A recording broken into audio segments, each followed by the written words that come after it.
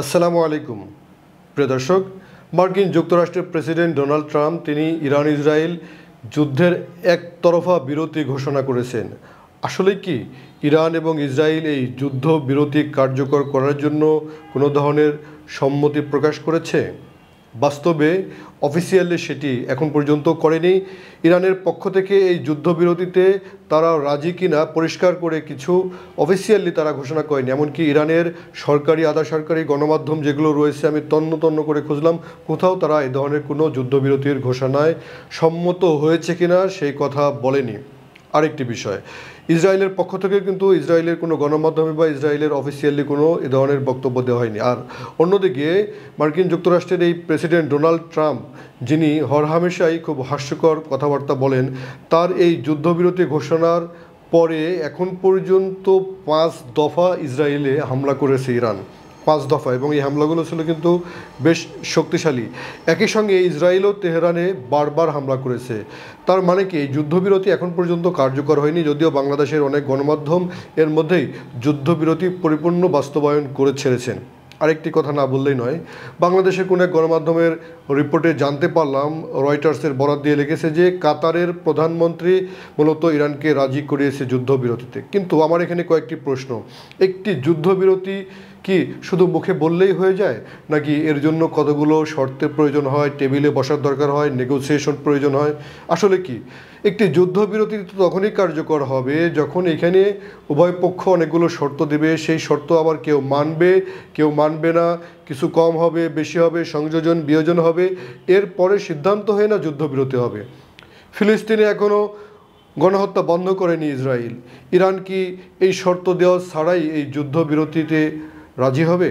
ইরানের কি উচিত নয় এই ধরনের একটি শর্ত দেওয়া? এবং আমাদের বিশ্বাস কি, আমরা বিশ্বাস করি ইরান সেই শর্ত দেবে যে গাজায় গণহত্যা বন্ধ করতে হবে।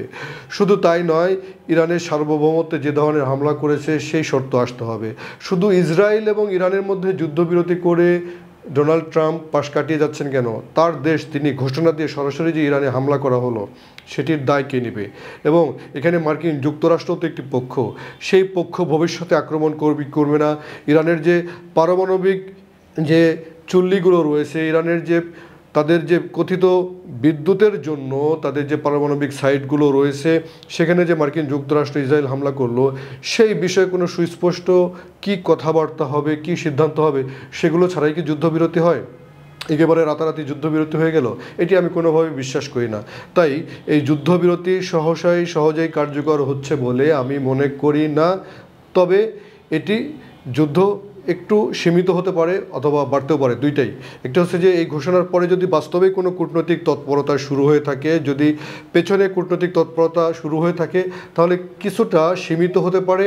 আর আরেকটি যে বিষয় হতে পারে, যেমনটি আমরা দেখেছি যে ইরানের পররাষ্ট্রমন্ত্রী তিনি তার একটি সোশ্যাল মিডিয়া পোস্টে বলেছেন যে ইরানের লোকাল টাইম ভোর 4টা থেকে, অর্থাৎ আজকে ভোর 4টা থেকে যদি তারা, অর্থাৎ ইসরায়েল হামলা বন্ধ করে, ইরানি হামলা বন্ধ করে, তাহলে ইরানও আর পাল্টা হামলা করবে না। কিন্তু বাস্তবে সেটি হয়নি।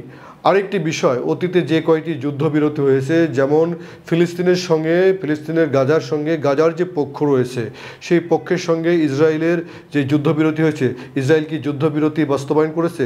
নিজেদের স্বার্থে বারবার হামলা করেছে। যুদ্ধবিরতি ঘোষণার পরেও বারবার আক্রমণ করেছে, হামলা করেছে। শুধু তাই নয়, যুদ্ধবিরতি লঙ্ঘন করেছে এবং যুদ্ধবিরতিকে অকার্যকর করেছে ইসরায়েল। ঠিক একই কাজ করেছে কিন্তু লেবাননের ক্ষেত্রে, সিরিয়ার ক্ষেত্রে।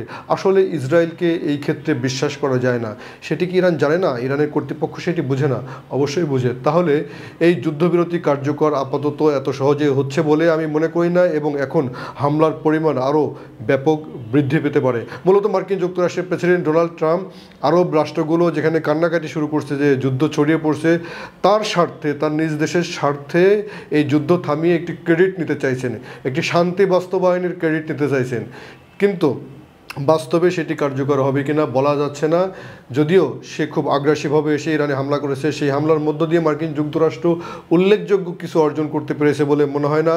আমরা দেখেছি CNN প্রকাশ করেছে, অন্য গণমাধ্যমও প্রকাশ করে থাকতে পারে, সেখানে স্যাটেলাইটের ছবি দেখে বোঝা যাচ্ছে যে ফোর্থ যে নিউক্লিয়ার সাইট যেখানে মার্কিন যুক্তরাষ্ট্র হামলা করেছে ইরানের, সেই নিউক্লিয়ার সাইটে উল্লেখযোগ্য কোনো ক্ষতিই করতে পারেনি। সুপ্রিয় দর্শক, আলোচনা দীর্ঘ করছি না, আবারও আসবো আপনাদের সামনে। সবাই ভালো থাকুন। অনুষ্ঠানটি দেখার জন্য ধন্যবাদ।